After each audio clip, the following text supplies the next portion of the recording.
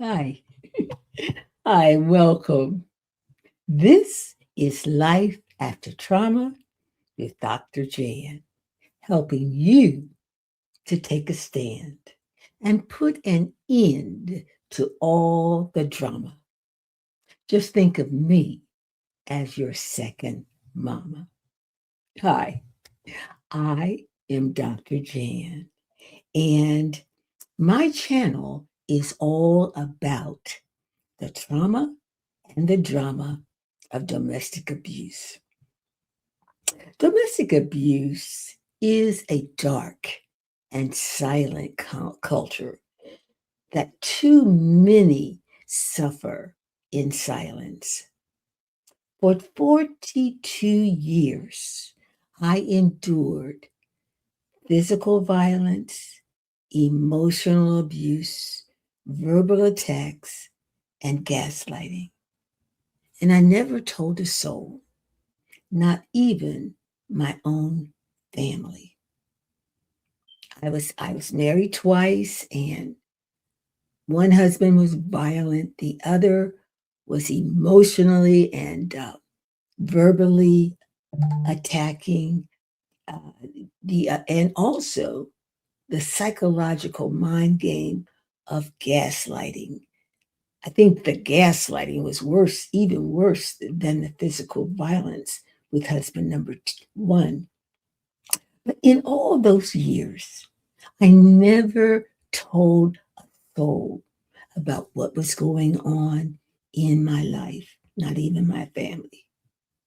But those days of silence are over. This channel, Life After Trauma with Dr. Jan, is a place where we can talk, share, and heal. I am 86 years old. I was born in 1939, and I'm happy to say, through God's grace, that I'm a survivor and an overcomer, not just once, but twice. I don't look like where I've been. Trust me, I've been to hell and back. And now I'm here to share and help you find the freedom, the healing, and the hope you're looking for. This is episode number 40, and our topic today is, why doesn't she just leave? I'm sure you've said that too. Well, this week I heard two heartbreaking stories in the news. Two women, two wives who were both killed by their husbands. And I took those two news stories personally. Yes, I did. Because I could have been a statistic just like those two women. And when people hear about domestic abuse, the first thing that they do is ask the question,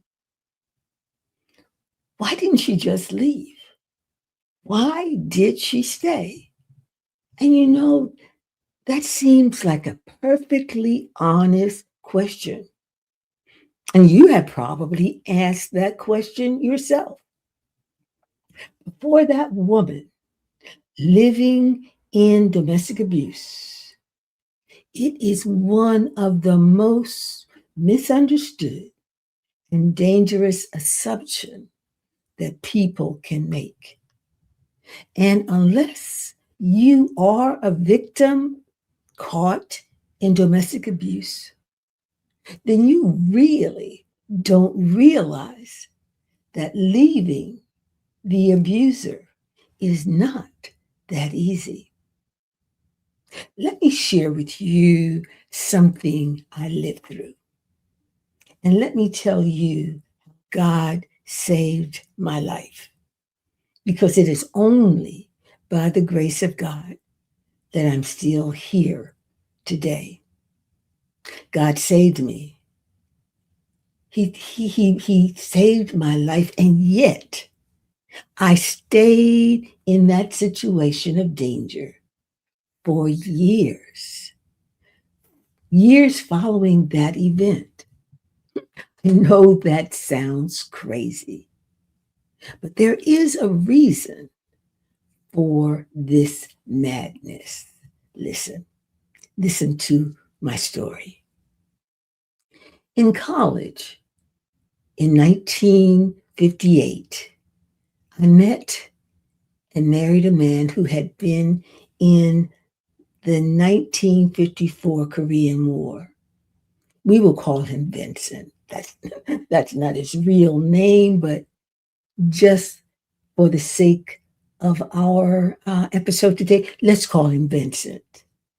Vincent was going to school, to college, on the GI Bill. He was handsome, he was brilliant, and he was older than I. Me, on the other hand, I was 18 years old, straight out of high school, and I was just as green as this granny apple. I didn't have a lick of common sense, no wisdom, no discernment. I was just young and dumb and full of you know what they say.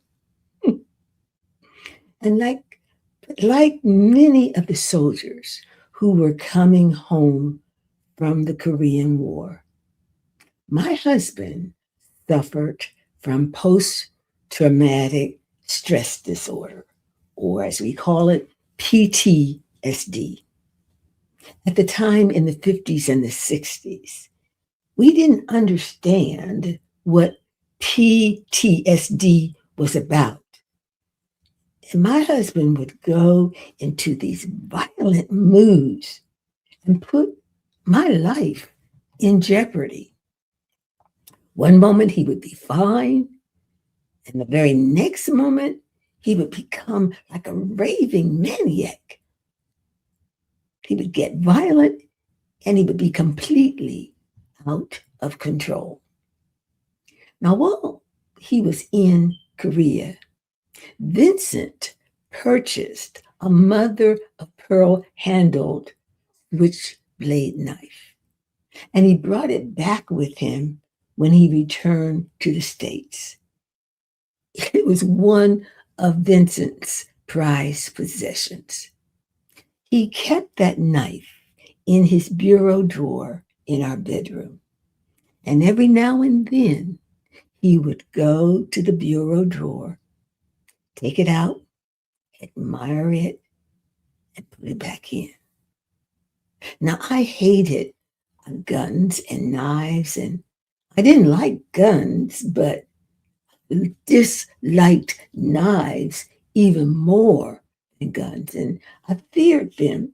I feared a knife because in order to do harm to your victim, you had to get up close. But with a gun, you could be from a distance. And so even though I hated both guns and knives, I hated knives even more. One day, when Vincent was not at home, I heard the Lord speak to me in a clear and audible voice. I heard him say, "Get rid of that knife." It shocked me because I knew how much Vincent loved that knife. And if I had touched that knife and he found out about it, there would be consequences. I mean, serious consequences. But I heard the voice again say to me, "Get rid of that knife." And I didn't know what to do. I told you, didn't have much sense, green as a granny apple. And as I stood in the upstairs apartment that we were living in, I heard the city trash truck rumbling down the back alley. In those days, in the 50s and the 60s, the trash truck was very different from our trash trucks today. It was a large truck that had it was like a box in the back. It was open, and the men would hoist the trash cans from the curb, toss the trash into this truck, which had it was like an open box, and put the trash can back on the curb. And suddenly, as I heard that trash truck moving down the street, I knew exactly what I was going to do. And I moved fast. I went into our bedroom, opened the bureau drawer, and grabbed that mother of pearl swift blade knife. And when I touched it, it snapped open. And oh my God, the blade flew out. It was long, sharp, and dangerous. It started me so badly, I almost dropped it, but I didn't. And I carried that knife to the kitchen. I opened the back door and I stepped onto the landing. And from the second floor, I could see the men working with the trash. I could see the truck slowly heading towards my apartment building. And in a moment, I made a decision. As that truck came by, I took that knife. I took aim and I threw that knife into the trash truck. It hit the trash and it sank right down to the bottom of the truck. The men who were working with the trash, they never noticed me. They were busy with their backs to me doing their job. That trash truck continued to travel on down the alley, down to the corner where it turned and then disappeared. Just like that, it was gone. The knife was gone. And I cannot describe to you the relief that I felt getting that knife out of our apartment. Went on and continued my chores. Well, about 2 weeks later, Vincent got very upset with me. To this day, I don't know what I did that put him in such a rage. But he would do that frequently. He would have those vicious rages. He would cuss. He would throw things, and he would just be fit to be tied. But he never, during those times, would he go into our bedroom and look into the bureau drawer for his knife. But this time he did. He went into our bedroom, opened the drawer, and began searching for the knife. The bureau drawer was up high, and so he just had to kind of search, and he couldn't find it. The knife was always where he left it because I never touched it. And so at first he was calm, still searching, and then he got a little bit more aggressive, and then he got violent.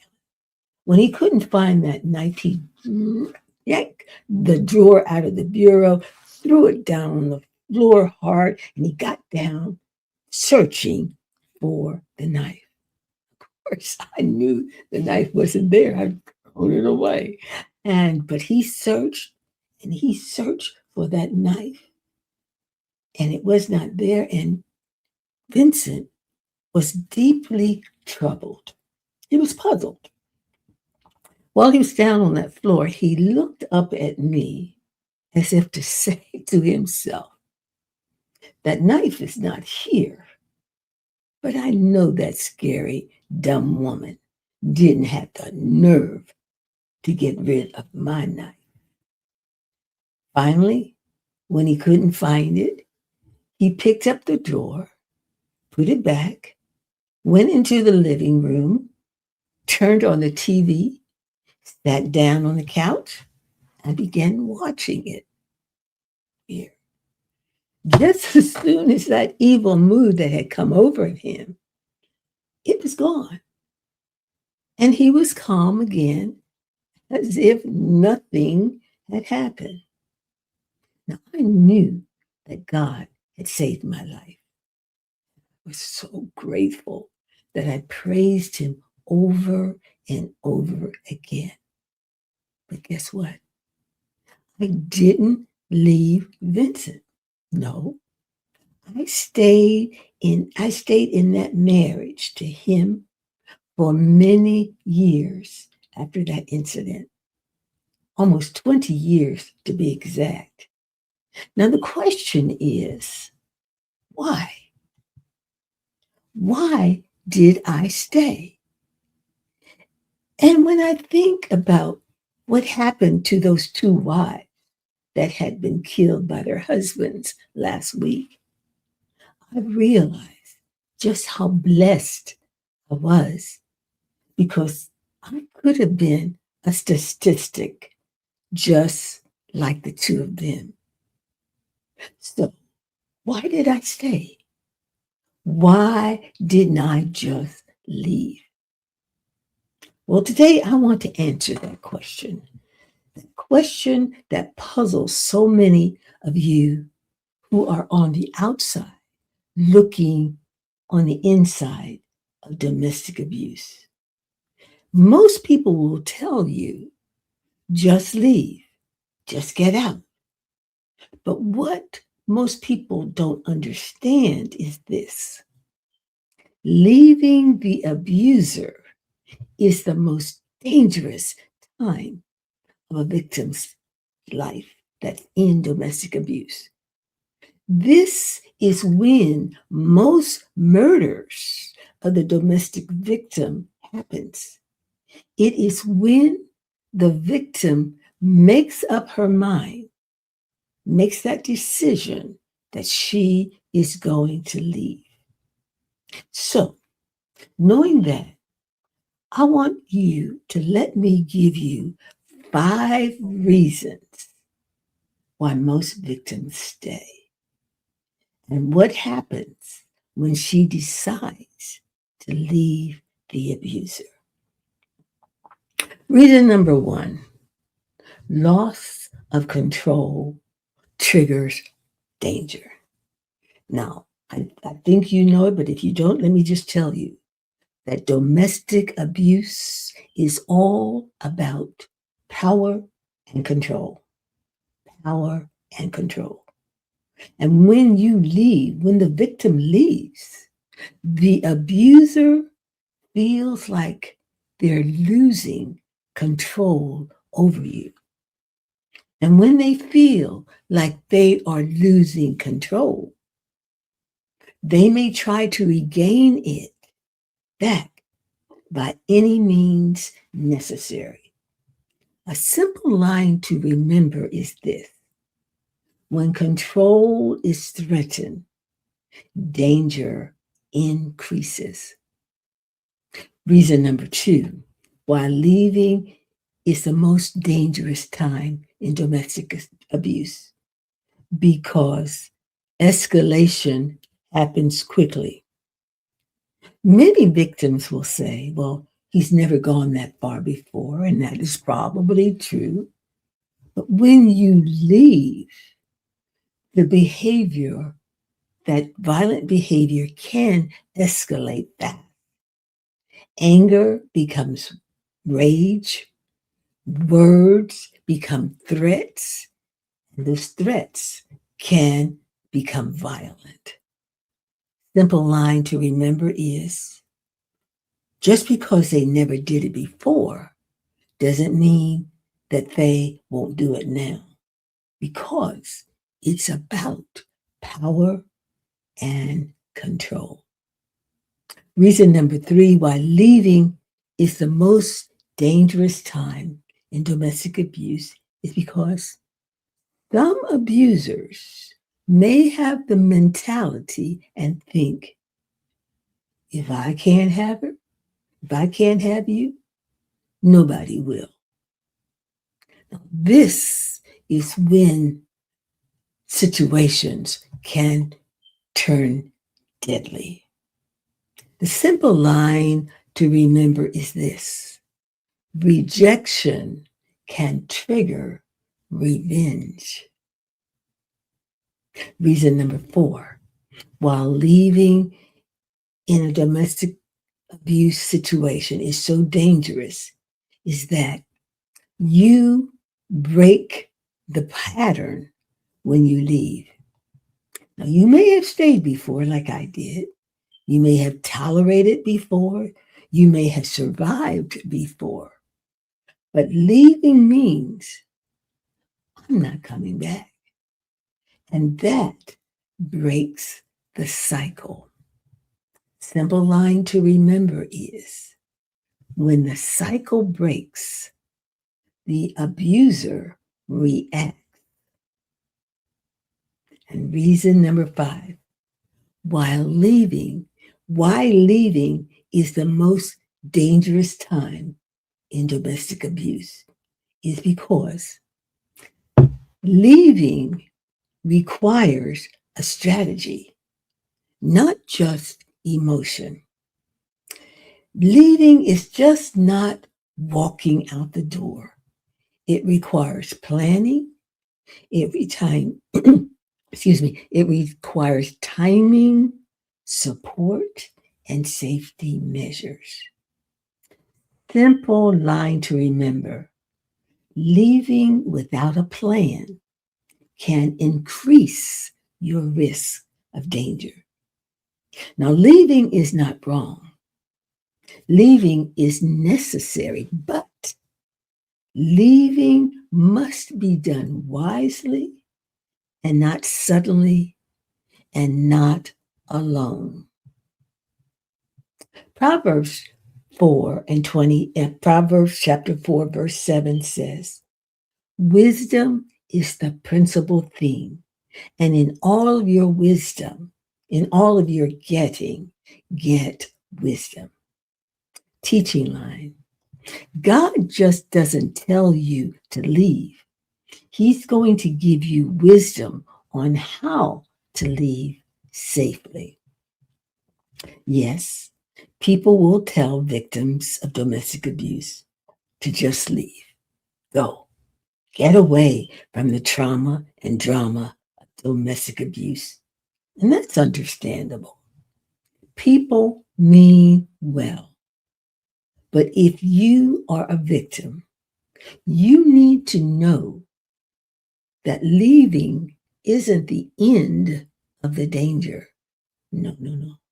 Sometimes leaving will make your situation worse. So what do you do? Well, you need a strategy. You must pray, and you must think this thing through very carefully. In your strategy, you need a plan. You need support, but most of all, you need God's wisdom. Don't just leave. You live. And to stay in some instances is not weakness. This is a survival tactic. Remember, you are not alone. You are not weak. And there is a way out. If this message helped you in any way, do 3 things for me, please. Number 1, like this video. Number 2, share this video with someone who may be suffering in silence. And number 3, subscribe. Subscribe for more messages of healing and truth. Also, go to my website. It is www.jnbministries.org. I have a book on that website that I wrote. It tells the story of my life and what I did when it was time for me to leave the situation. As a matter of fact, it took me about 5 years before I actually left. But strategy, having a plan, preparing helped me to survive. And I'm 86 years old and I'm still here because I did it God's way. So don't be emotional, be strategic. I want you to get my book, read my book, because it will tell you what I did. Now, every situation is different. What worked for me may not work for you, but God knows what will work for you. And when it is time to leave, He will direct your path. So, this is Life After Trauma with Dr. Jan. Until we meet the next time together, to God be the glory.